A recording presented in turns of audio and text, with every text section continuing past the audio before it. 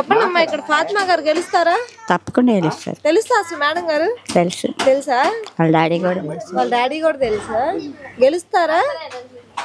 Okay. అసలు మంచిగా చేశారా ఇన్నాళ్ళు ఏమన్నా?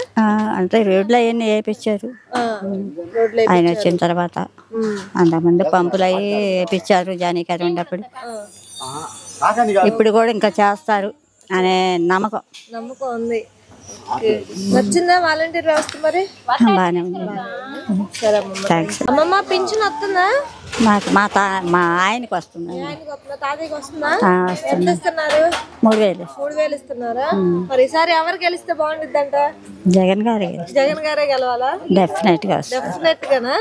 ఓకే. ఎందుకు అంత నమ్మకం? నమ్మకం అంటే ఆయన చేసే పనులు ద్వారా గానీ తండ్రి వారసత్వాన్ని తీసుకొచ్చుకున్నాడు. ఆయన అట్లా చేస్తారు, కష్టపడ్డారు. ఈయన అలాగా కష్టపడ్డారు.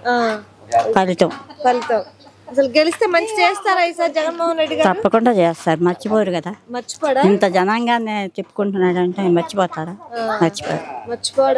అసలు నువ్వు ఇన్నేళ్ళలో ఓటేసావు కదా, నీకు తెలిసిన మంచిగా సీఎం ఎవరన్నా చేశారంటే ఎవరని చెప్తా? నాకు మా ఫస్ట్ పేపర్ ఆయన రాజశేఖర్, తర్వాత ఈయన. అంతకుముందు మట్టికి నెహ్రూ గారు వాళ్ళు బాగానే చేశారు. ఓకే.